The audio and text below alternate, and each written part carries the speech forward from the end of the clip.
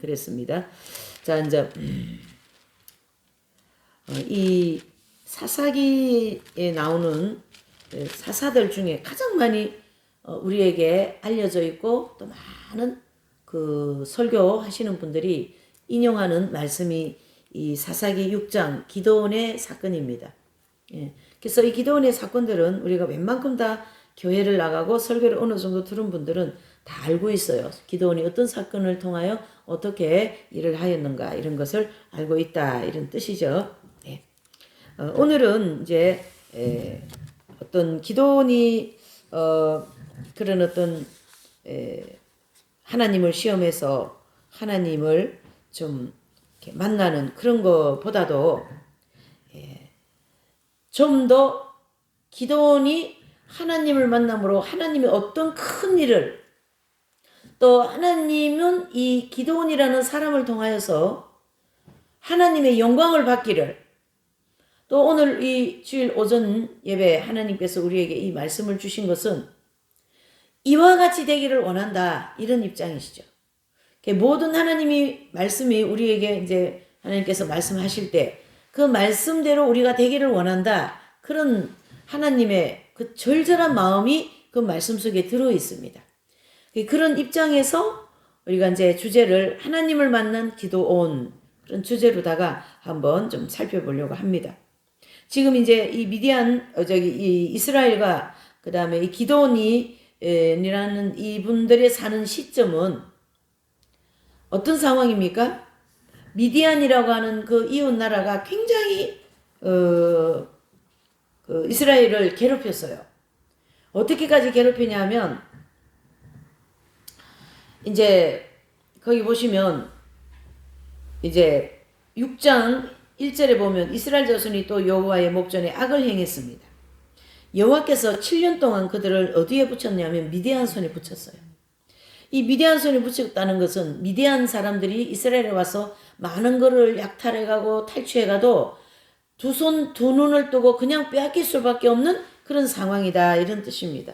그래서 2절에 보니까 미디안 손이 이스라엘을 이긴지라 그랬고 이스라엘 자손이 미디안을 인하여 산에서 구멍과 굴과 산성을 자기를 위하여 만들었으며 이게 무슨 뜻이냐면요.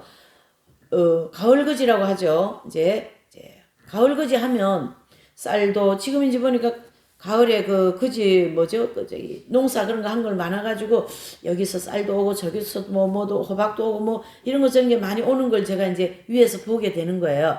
그거는 그 농사 지은 데서 이제 수확을 했기 때문에 보내준 거거든요. 이게 저희 수도회 같은 데는 그 시골 출신들이 많아가지고 근데 이렇게 쌀 이렇게 농사 이제 하면 그걸 이제 한 포대씩 이렇게 보내는 거예요. 햅쌀이다 그러면서 햅쌀이다 그러면서 보내고 뭐 감도 한 박스 보내고 뭐 또 뭐 이런 거 저런 걸 많이 보내요. 왜 그래요? 수확을 했으니까. 그렇게 해서 이제 하는데 지금 여기 미디안 이 사람들이 그런 가을거지하고 이럴 때요. 그 종자 있죠. 그것까지 다 가져가는 거예요. 종자는 둬야 되거든요. 종자는 먹을 수가 없는 거예요. 내년에 농사를 져야 되니까.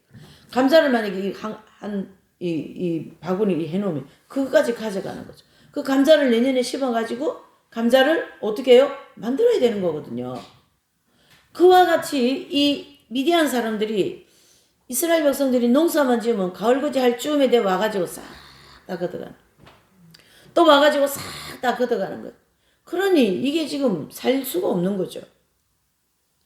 그러니까 2절에 보니까 미디안 손이 이스라엘을 이긴지라. 그러니까 도저히 안 돼가지고 이스라엘 사람들은 어디에 산에서 구멍과 굴과 막 이런 그 굴을 만들어 놓은 거기다 이제 숨어가 있는 거예요. 그래서 거기 무슨 타작을 해도 거기 숨어 사는 그러한 지금 이제 그 기드온의 입장입니다. 그러니까 기드온이 지금 처해 있는 입장이 만만치가 않죠. 예, 모든 면이 만만치가 않습니다. 3절에도 이스라엘이 파종할 때면 미디안 사람이 아말렉 사람, 동방 사람 이렇게 막 치러 와가지고 미디안 사람 오죠, 아말렉 사람 오죠, 동방의 사람이 치고 오죠. 어떻게 이 곡식을 유지를 하겠냐 말이죠. 못 먹고 사는 거죠. 예. 다 빼앗기는 거예요. 그래서 진을 치고 가사에 이르도록 토지 소산을 멸하여 이스라엘 가운데 식물을 남겨두지 아니하며 양이나 소나 나귀도 남지 않게 다 끌고 가고 다 탈취해 가버리는 거예요. 이 주변에 와가지고. 여러분 1년 내내 먹을 양식을 그걸 농사를 져서 창고에 내는데 그걸 다 가져가 버리면 그럼 어떡합니까? 옛날에는 그랬잖아요. 예. 참 이렇게 지금 어렵고 살기가 힘든 그런 지금 이제 그 기드온에 처한 상황입니다. 그래서 그들은 짐승과 장막을 가지고 올라와서 메뚜기 떼같이 들어오니 그 사람과 약대가 무수함을 그들이 그 땅에서 들어와 멸하라 하니. 그래서 6절에도 이스라엘이 미디안을 인하여 미약함의 심한지라 이에 이스라엘 자손이 여호와께 부르짖었더라. 1절에서부터 5절까지는요. 여호와께 부르짖었더라 그렇게 얘기하고 있습니다. 그게 무슨 뜻입니까? 기도했다 이런 뜻이에요. 이방 외세들이 와가지고 창고를 다 틀어가고 지금은 창고가 아니고 만약에 금고를 다 틀어가고 우리가 가지고 있는 모든 걸 다 틀어가 버리면 우리가 어떻게 살겠습니까? 그러면은 하나님을 믿는 사람들은 뭐 하게 되죠? 바로 부르짖게 되고 기도하게 되는 거죠. 지금 그런 입장입니다. 예. 하나님께 부르짖더라. 그리고 6절을 끝마치고 이제 7절에 들어오게 되는 거죠. 예.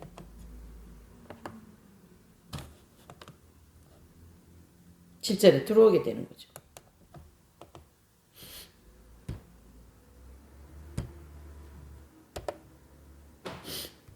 그래서 이제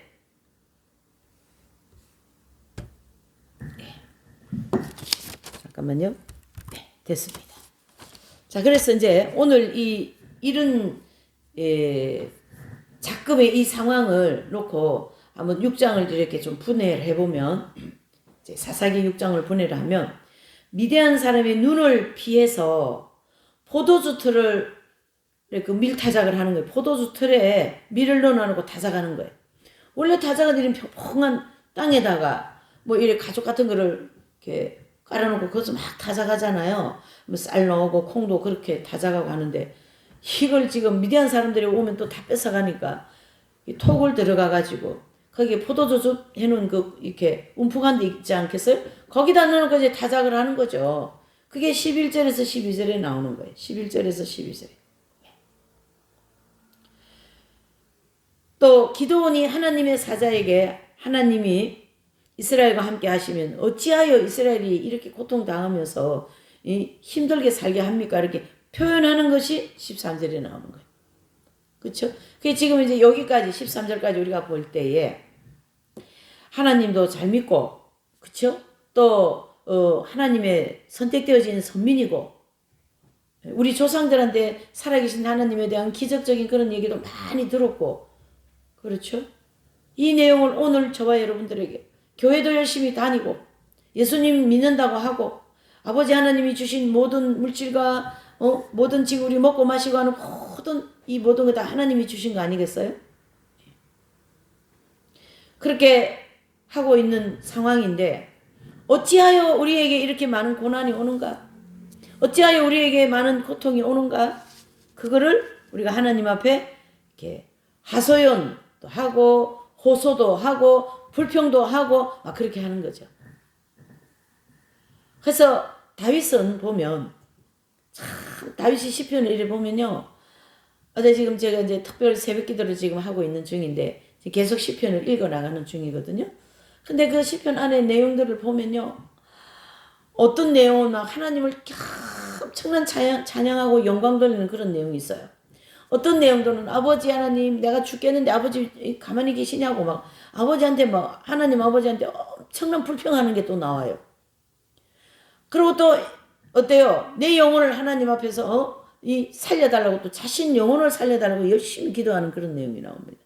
그러니까 모든 순경과 또 역경에 대한 모든 것을 이 시편 150편을 통하여 하나님께 강력하게 풍성하게 호소하는 그런 장면입니다.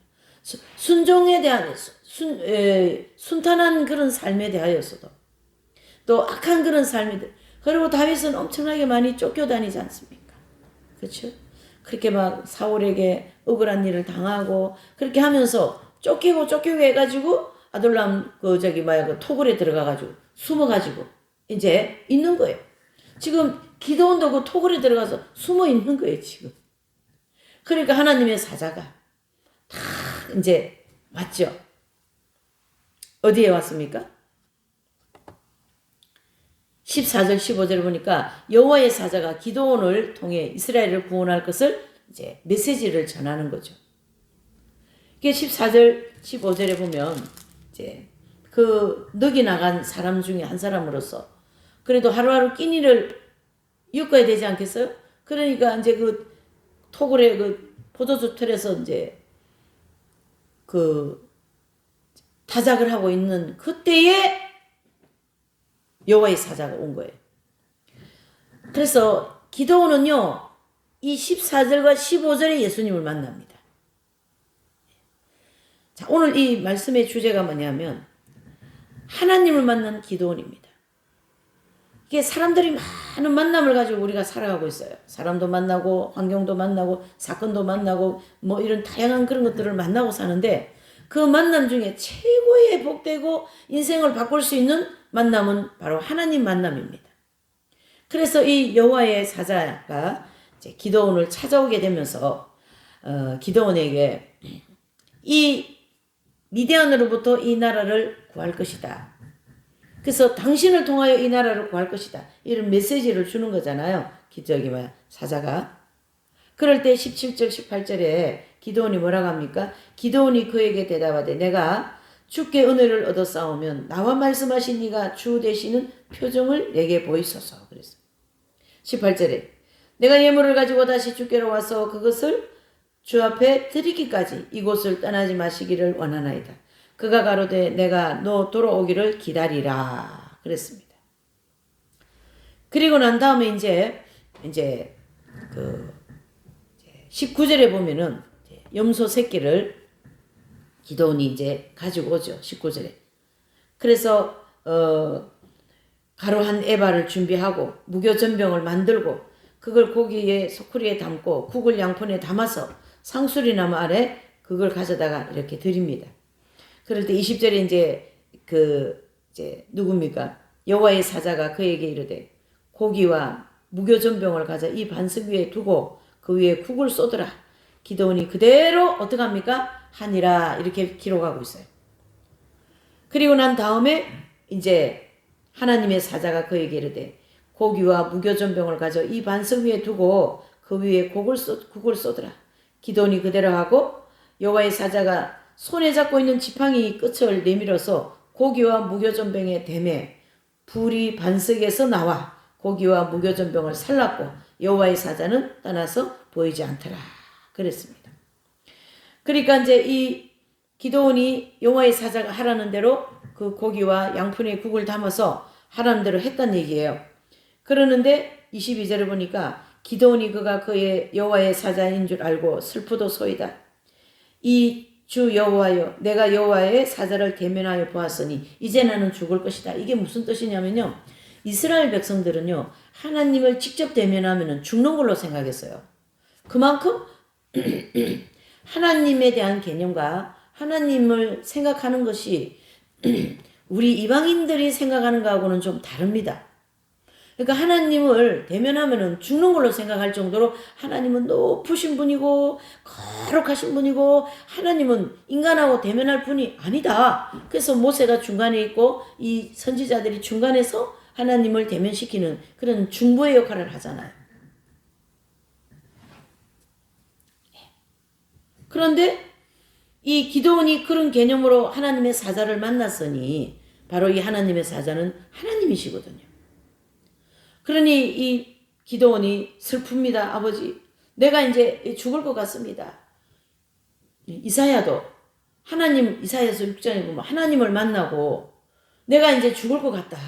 이 거룩하신 하나님을 이 큰 죄인이 죄 덩어리인 내가 거룩한 하나님 만났으니 이 죄인은 죽을 것이다. 이런 고백들이 성경에 보면 여러 군데 나옵니다. 특별히 구약에는요. 그렇죠. 오늘 그 장면이죠. 22절에. 23절에 여호와께서 그에게 이르시되 너는 뭐하라요? 안심하라. 두려워 말라. 죽지 않는다. 24절에 기도원이 여호와를 위하여 거기 단을 쌓고 이름을 여호와 샬롬이라 하였더라. 그것이 오늘까지 에베네셀 사람에게 속한 오브라에 있더라 그랬습니다. 지금 이제 첫 번째 이제 그 여호와의 사자가 찾아왔고 25절에도 보면 이날 밤에 여호와께서 기드온에게 이르시되 내 아비의 수소 7년 된 둘째 수소를 취하고 내 아비에게 있는 바알의 단을 헐며 단 곁에 아세라상을 찍고 그랬습니다. 자, 하나님은 지금 기드온에게 두 가지를 말씀하고 계세요. 무엇을요? 무엇을 말씀합니까? 기드온에게 주님이 하나님이 오셔가지고 수소 즉 7년 된 둘째 수소를 취하고 그랬습니다. 그래서 이 둘째 수소 이것은 하나님께 드리고 그 다음에 후반부에 보면요. 바알의 단을 헐며 단 곁에 아세라상을 찍어버려라 그랬습니다. 이게 이 두 가지는 바알과 같은 우상을 섬기면서 하나님 앞에 올 수 없으니 우상을 찍어버리고 하나님 앞에 나와라 그 얘기입니다.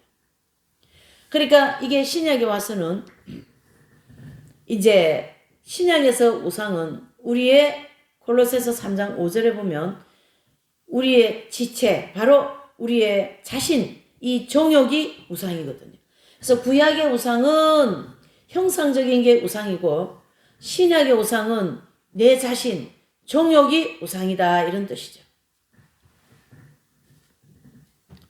그러니까 25절에 후반부에 보니까 아세라상 바알단을 찍어버리고 아세라상도 찍어버려라.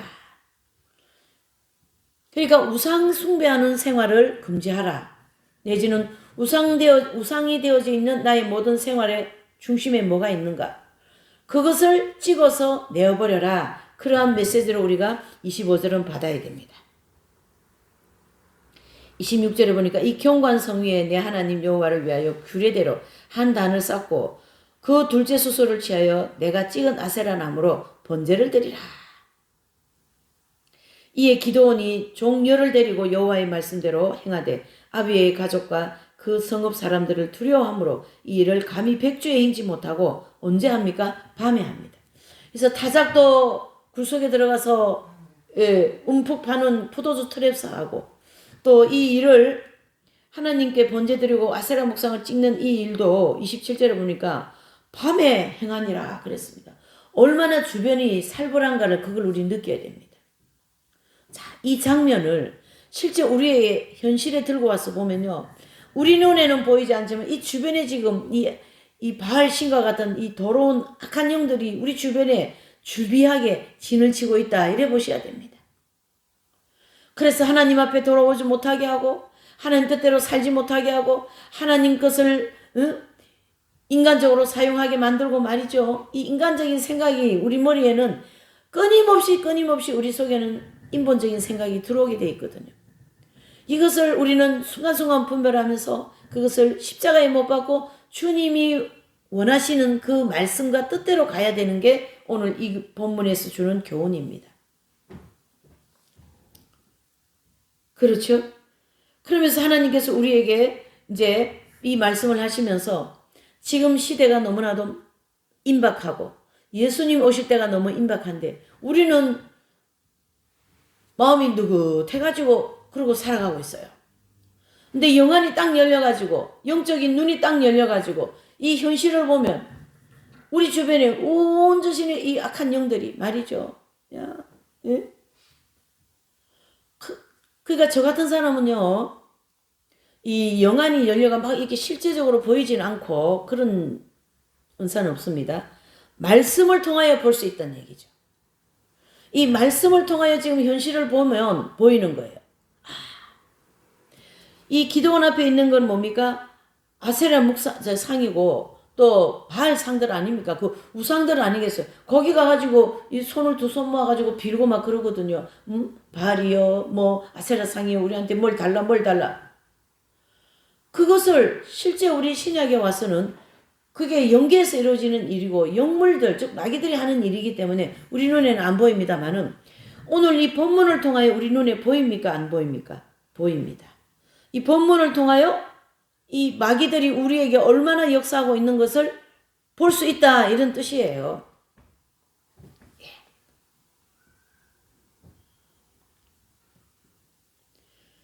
28절에 보니까 성읍 사람들이 아침에 일찍 일어나 본즉 바알이 단이 다 회파되어 버리고요. 단 곁에 아세라상을 찍었고 새로 쌓은 단 위에 그 둘째 수소가 들였는지라 그랬습니다. 그래가지고 막 그 성읍에 있는 사람들이 미디안 사람들이 와가지고 누가 이렇게 말이지 우리가 섬기는 자기들한테는 좋은 상이죠. 바알 상이 이게 너무 틀렸냐 하고 막 아침에 나와보니까 바알이 막 아세라 상이 막 넘어져가지고 땅바닥에 내둥거려 쳐있고 다리가 막 잘라져 있고 막 그렇거든요. 그러니까 지금 이제 이 마을 사람들이 와가지고 지금 미디안 집에 와서 누가 그랬는지 당장 끌어내라고 지금 이제 난리 난 거예요, 지금. 그렇게 29절에 보니까 서로 물어가로되 이것이 누구의 소인고 하니 그들이 캐어 물은 후에 가로되 요아스의 아들 기드온이 이를 행하였다. 이게 이제 기드온이 이제 잡히게 생겼습니다. 장난이 아닙니다, 지금 이 사건들이.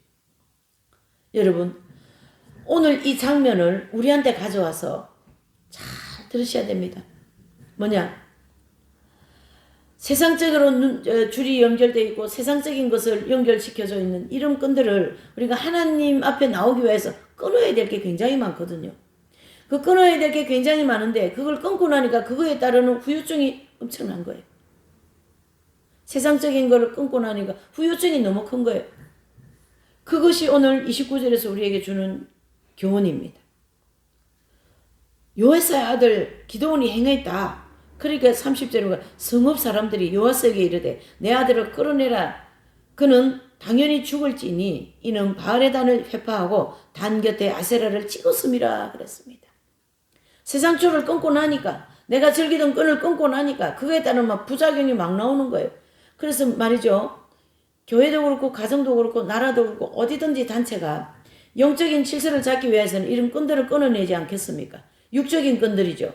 또 인간적으로 너무 친한 그런 관계들 아니면은 혈육 간의 관계, 친구 간의 관계, 또 남녀 간의 관계 이런 관계들이 있단 말이에요.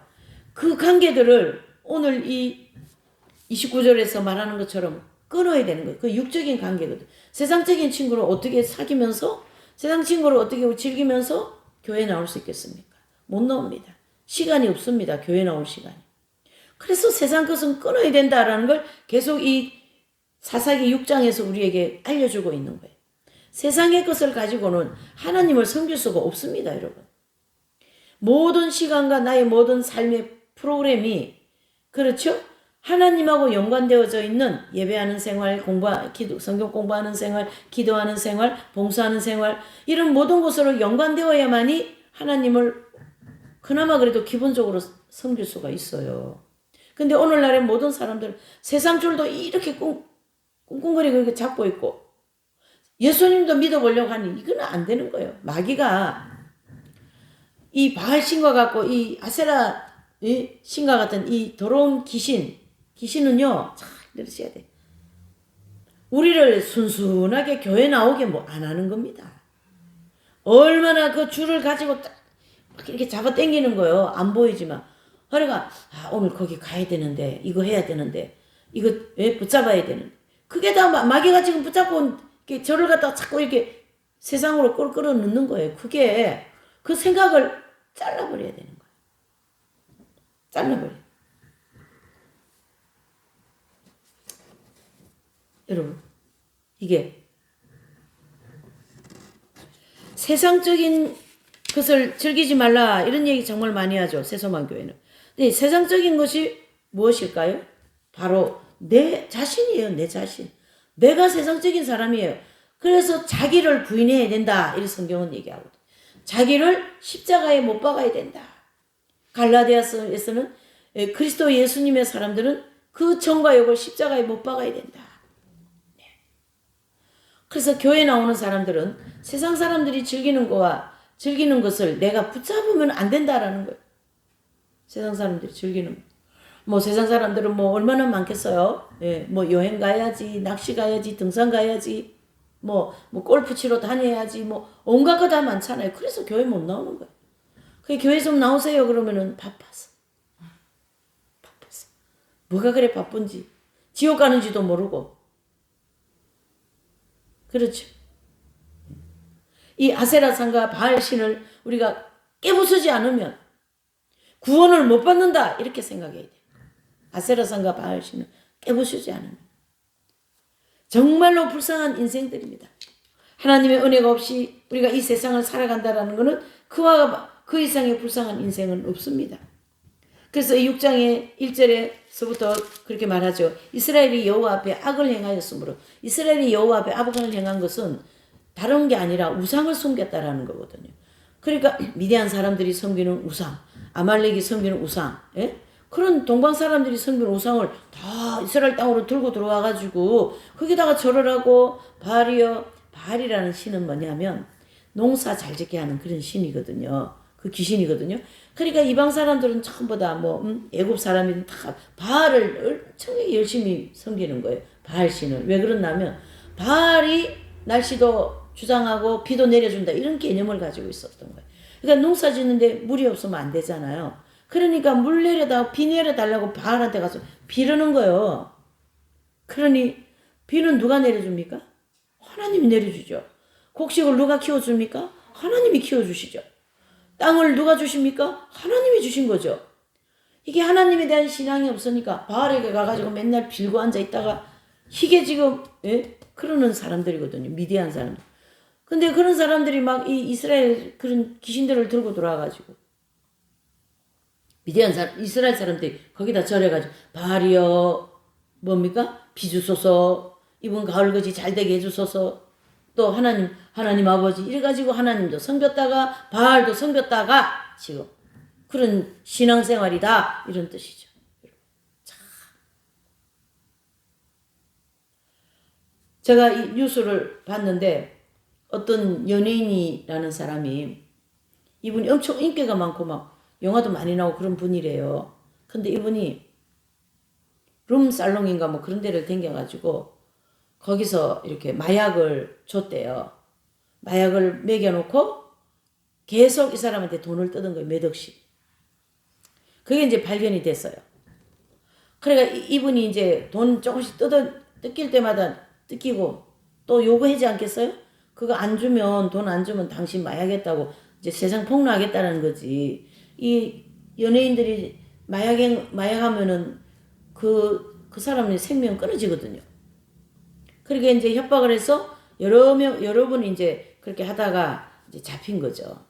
제가 그거 보면서 귀신한테 끌려갔구만. 귀신한테. 그 귀신이 하는 짓이지. 바알이 하는 짓이지. 누가 하겠어요? 거길 가기를 왜 가냐고. 뭐 예수님 믿는지 안 믿는지 잘 모르겠지만은 그냥 우리가 일반적으로도 이렇게 좀 성실하게 도덕적으로 사는 사람들은 그렇게 안 가거든요. 그런데 가야 할 장소가 아니잖아요. 예? 귀신한테 잡혀갔네, 제가. 예. 우리는 누구한테 잡혀가야 됩니까? 성령님께 끌려야지. 성령님의 이끌림을 받아야지. 근데 귀신이 이끌리는데 이 귀신이 얼마나 많은 줄 압니까? 이 마귀들이 다 귀신인데 말이지. 이 가운데서 우리는 성령에 의지하여서 하나님 말씀 의지하여서 열심히 그거를 무슨 강력한 파도를 헤치고 말이죠. 가는 그런 지금 치열한 영적 싸움을 하고 있는 거예요, 여러분. 치열합니다. 이 영적 싸움이. 그냥 우리가 편안하게 뜨뜻하게 자고 먹고 시원하게 먹고 살고 그러니까 이게 뭐 귀신도 없고 아무것도 없는 줄 아는데 귀신이 얼마나 많은지 몰라요, 지금. 이 마귀가 있다라는 걸 꼭 인식을 해야 돼요. 그래서 오늘 교회를 가야 되는데 교회 가기 싫다. 그럼 그 마귀한테 지금 마귀가 지금 옆에서 계속 속살거리는 거예요. 마귀가. 여러분. 실제를 우리가 경험해야 되는 거예요. 실제를. 하나님은요. 이 지금 기드온도요. 늘 그래도 기드온은 참 이스라엘 백성으로서 그 지파로서 참 성실하게 살았던 것 같아요. 바알에게 가서 절을 안 했겠죠? 그러니까 그 집안에 찾아왔죠. 누가요? 하나님의 사자가. 그래서 기도나 저기 어디에? 저 바알 귀신을 좀 깨부셔라. 내가 내 백성을 지켜야 되겠다. 그래 된 거 아닙니까? 그 부르짖는 소리를 들어가지고 하나님께서. 참. 여러분 우리가 귀신에게 끌려갈 것이냐 마귀에게 끌려갈 것이냐, 귀신에게 끌려갈 것이냐, 악령에게 똑같은 소리입니다. 예. 마귀, 악령, 귀신 다 똑같은 마귀를 가르치게 하고, 예, 바알 귀신을 가르치게 하거든요. 바알 귀신. 지금 우리가 영적으로 치열한 싸움을 하고 가는 중에서 느슨하게 하면은 아주 그냥 초수비대로 귀신한테 다 물려가는 거예요. 그래가지고 그 사람 일생은 마약 때문에 이제 끝난 거지. 안 그렇습니까, 여러분? 예. 좋은 재능을 가지고 좋은 영화를 만들어서 사람들한테 보여줘가지고 사람들이 그걸 하나의 또 정신적인 그런 힐링이 되도록 하는 그런 좋은 역할을 하면 그 재능이 얼마나 아름답게 쓰임을 받습니까? 돈도 많이 벌었겠죠. 그러니까 그런데 다니면서 술 먹다가 이 술이 인류의 적이요. 술이 이게 참 하나님은 술을 마시지 말라고 잠언서를 통해서 얘기하고 있어요. 포도주를 가까이 하지 말라 그랬습니다. 이 술은 인류의 아주 그냥 파괴자입니다. 바알하고 똑같습니다. 술은. 마귀는 술을 통하여 들어오거든요. 마귀가. 참.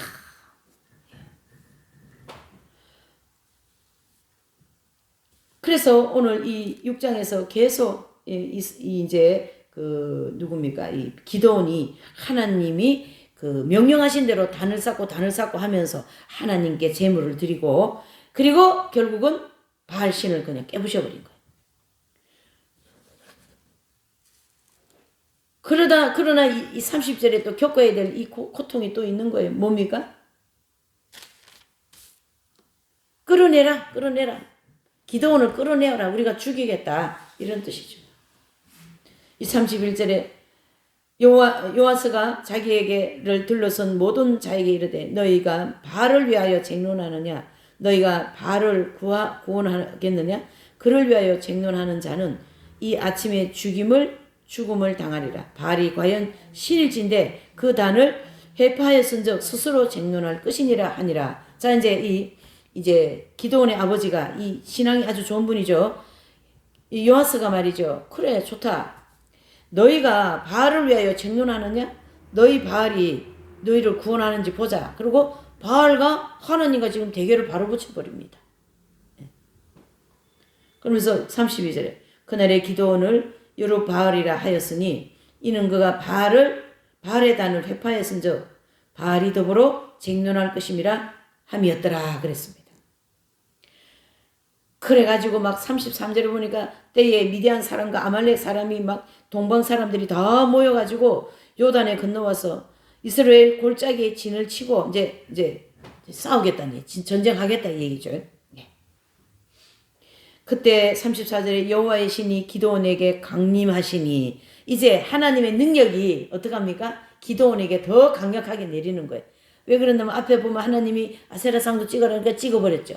수소를 하나님께 드리라 그러니까 그것도 몇 년째 된 거요? 7년 된 거 드리라니까 그것도 드렸죠. 그러니 하나님 말씀을 차곡차곡 지키고 인도받으면서 지금 이 34절까지 온 거예요. 그러니까 하나님이 여호와의 신이 기도원에게 강림하시니 기도원이 나팔을 불며 아베셀 족속이 다 모여서 그를 쫓고 그랬습니다. 자, 기도원이 어떻게 되었습니까? 그 이스라엘 백성들 모든 사람들의 앞에서는 큰 용사가 됐어요. 그렇게 보면은 6장 1절에 보면 여호와의 이스라엘 자손이 또 여호와 목전에 악을 행하였으므로 여호와께서 7년 된 동안 그들을 미디안 손에 붙였는데요.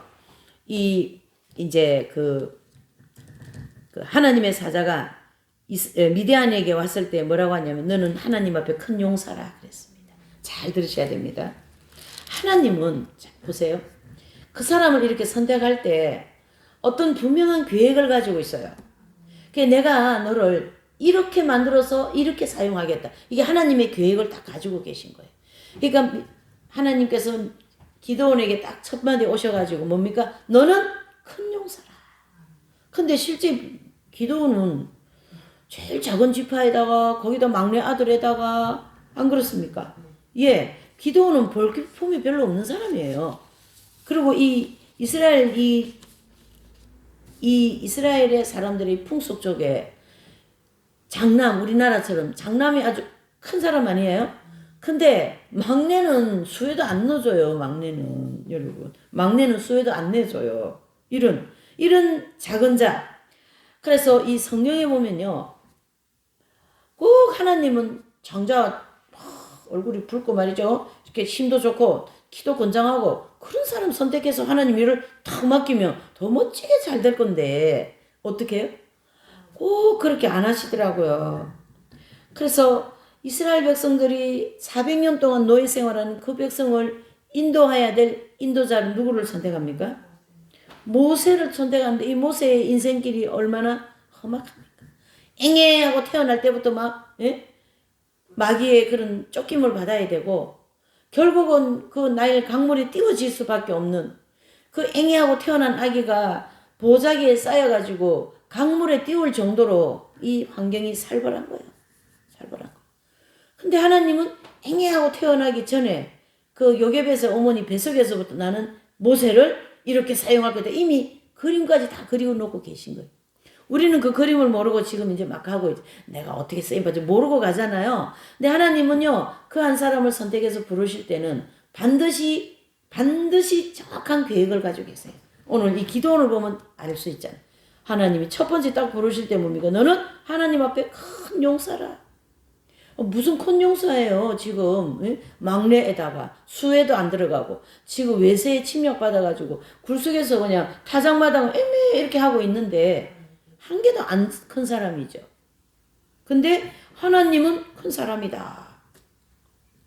여사사 드보라, 이분 그 당시에 여자로서의 사사 역할을 한 거예요.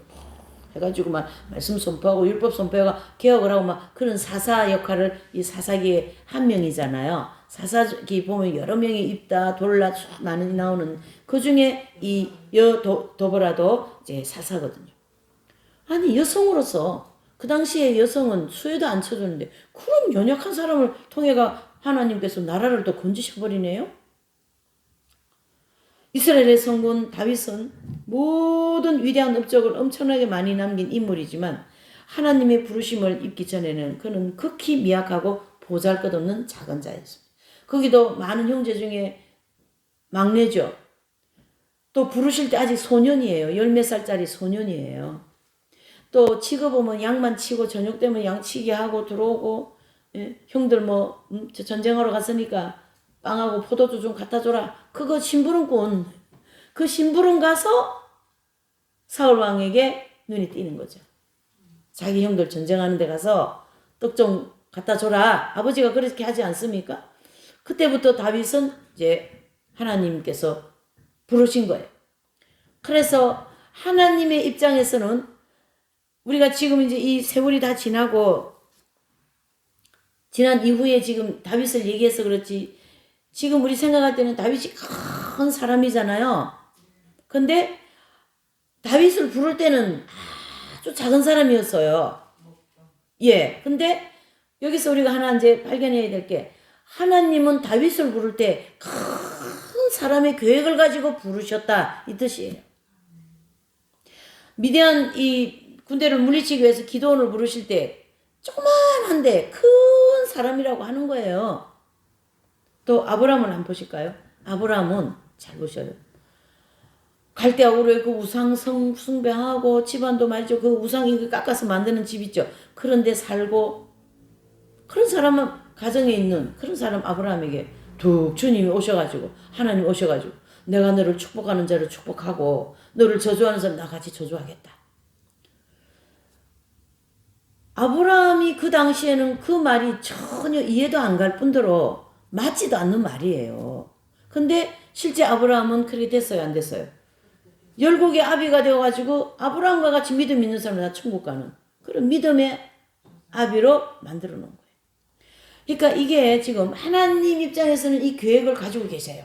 근데 우리 입장에서는 이게 모르니까 아유 내가 뭘 그런 거해. 내가 무슨 신학을 가. 내가 무슨 목회를 해. 내가 무슨 선교를 했냐. 내가 무슨 장로냐 권사냐 그렇게 한다 이런 뜻이에요. 그러나 하나님은 저 한 사람을 통하여 엄청난 큰 계획을 가지고 계신 거예요. 그걸 알아야 됩니다. 보통 기도원 하면은 양털에 그 이슬이 내리고 땅바닥에 이슬이 이거 시험한 거 그리고 300명 용사를 데리고 가가지고 수천 명 그 전쟁 이긴 거 이걸 많이 부각시키는데 저는 지금 오늘 이 6장에서 부각시키고 싶은 게 뭐냐면 하나님께서 기도원을 향한 그 큰 사람의 계획을 그걸 저는 부각시키고 싶은 거죠. 그러니까 여러분들에 대한 하나님의 모든 계획이 엄청나게 크다 이런 뜻입니다. 그래서 이 마지막 때에 이 성경 핵심 진리를 우리에게 하나님이 주셨고 제가 이 공부한 지가 약 지금 35년이 지나가고 있는데요. 사실 이 마귀는 저를 이 핵심 진리에서 이 새소망교회나 아니면 이 밝은빛 공동체에서 떠나기를 바라는 그런 마귀의 속셈으로 다양한 사람을 통하여 사건을 통하여 저를 시험해 옵니다. 저는 그거 알고 있어요. 여기를 떠나게 만들려고 마귀의 목적이 저한테 뭐가 있을까요? 여기를 떠나게 하는데 목적이 있습니다. 진리를 내려놓게 하는데 목적이 있습니다. 근데 웬걸 그렇게 크고 작은 시험이나 이런 사건을 통하여 더 진리 위에 튼튼하게 서져 버려요. 제 자신이. 어디를 가도 이 완벽하게 정돈되어진 진리를 만날 수가 없다. 어디를 가도 이 성경의 심진리를 만날 수가 없다. 어디를 가도 요한계시록 같이 완벽하게 이렇게 계시록을 해석하는 데가 없다 지금. 그런데 어떻게 내가 갑니까? 떠납니까? 시험 들었다고 떠납니까? 시험 들어도 그 앉아서 시험 들어야지. 여러 가지 그 오해가 생기고 견디기 어려운 일들이 생겨도 거기 앉아서 그걸 겪어야죠. 떠나는 건 아닌 거예요. 마귀는 저와 여러분들에 대한 계획이 있어요. 무슨 계획이요? 하나님으로부터 멀리하게 하는 게 계획이지. 하나님을 떠나게 하는 게 계획이지. 교회 못 나가게 하는 게 계획이지. 하나님 말씀 못 듣게 하는 게 계획이지. 이게 귀신의 계획입니다. 그 한 사람을 그런 술집 같은 데서 말이죠. 마약을 막 먹게 해가지고 그 사람의 가지고 있는 모든 일생을 그냥 파괴시켜버리잖아요. 마귀는 파괴라는 뜻이거든요.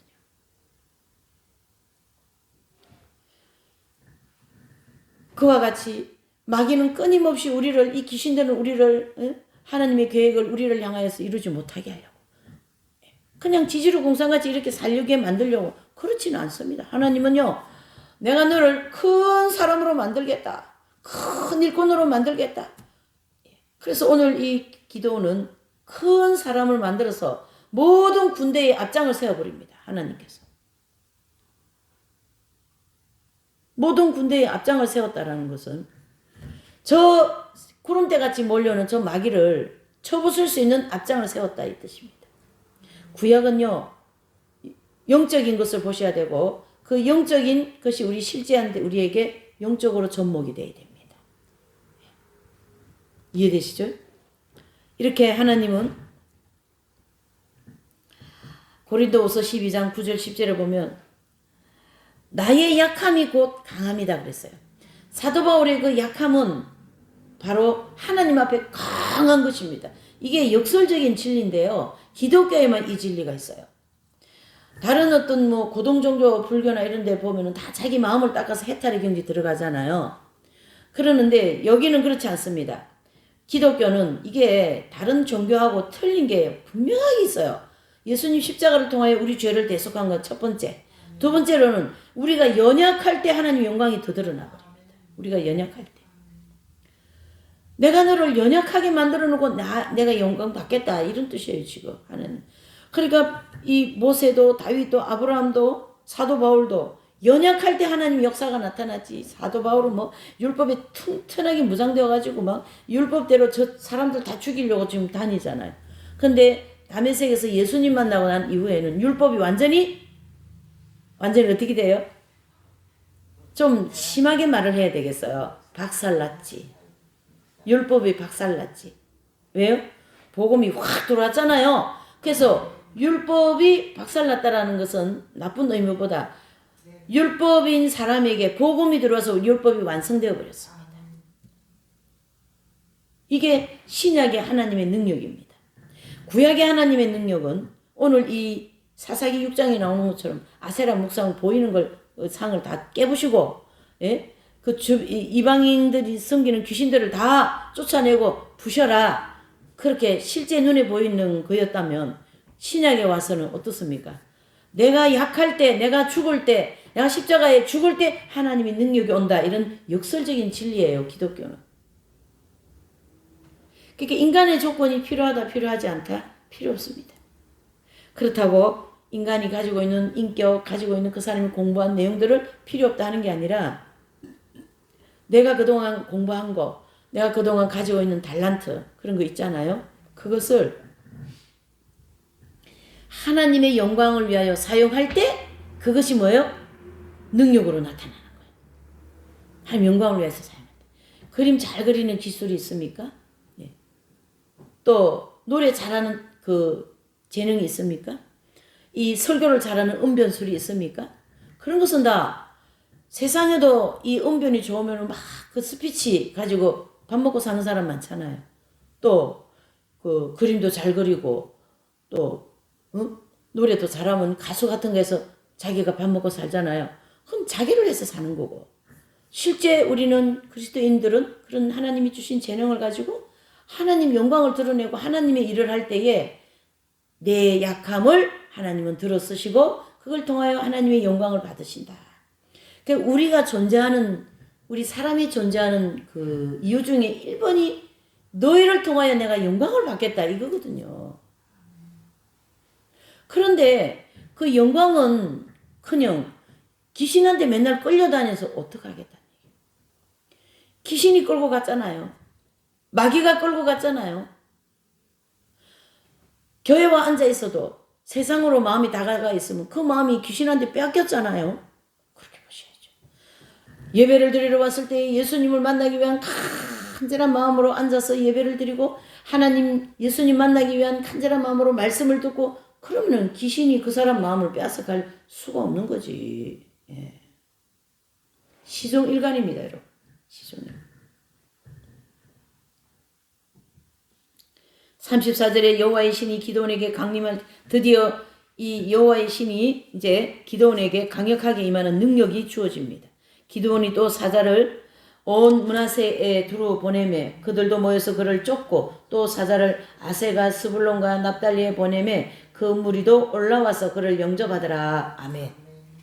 그러면서 36절 40절까지는 이제 미디안을 쫓아내는 이제 전쟁을 하잖아요.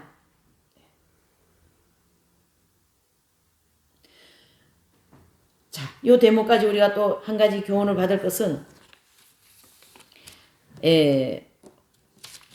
주님이 우리에게 오늘 주시고자 하는 메시지는 이 말씀을 가지고 너 자신을 다스려라 이래 됩니다.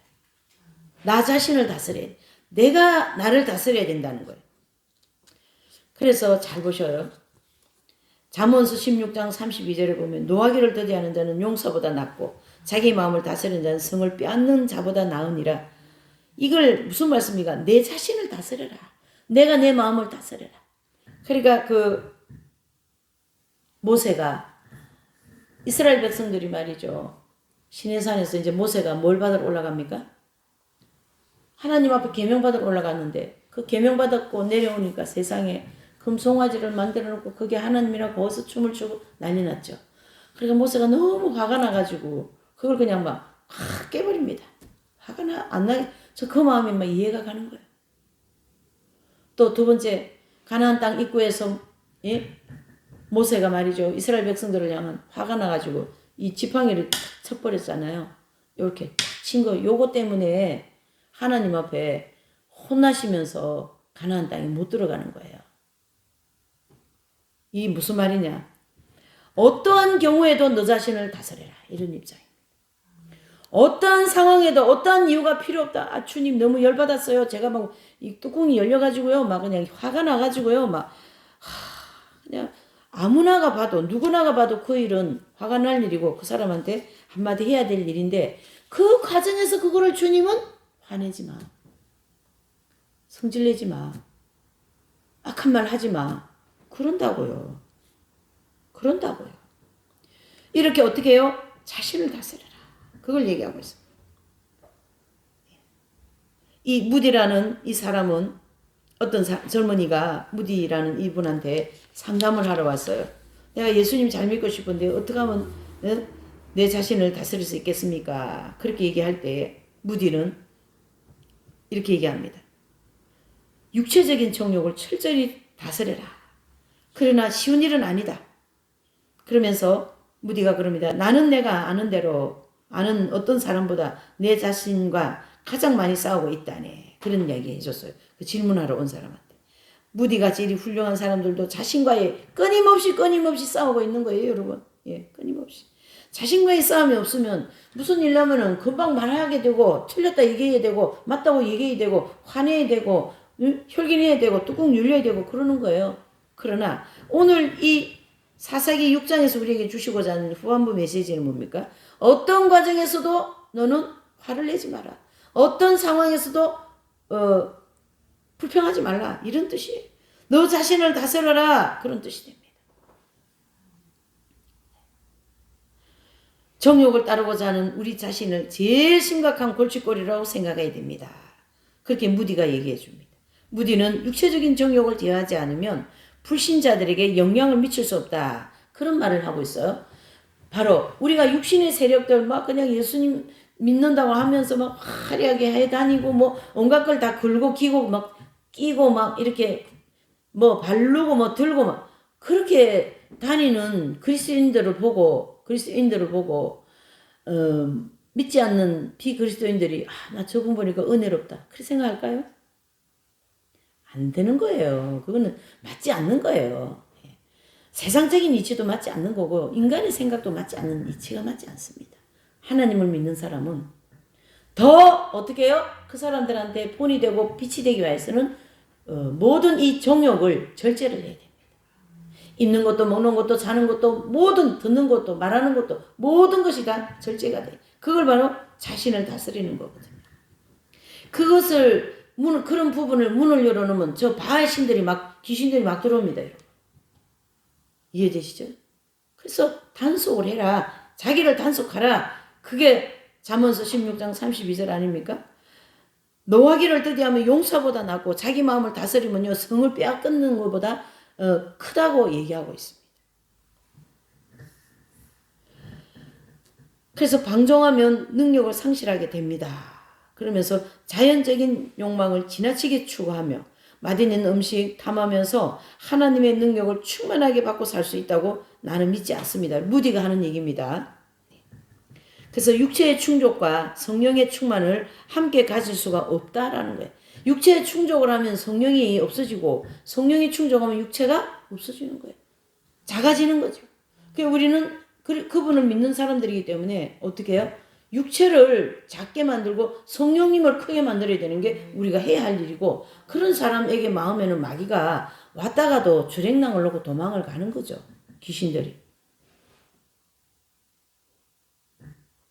그래서 성령의 능력을 계속 받고 그렇게 살려면 검소한 생활을 하기 위해서 자기를 경계해야 되고 방종과 포만을 이 자기 만족을 멀리 해야 되고 사치를 피해야 되고 사치는 매우 강교하고 매우 유능한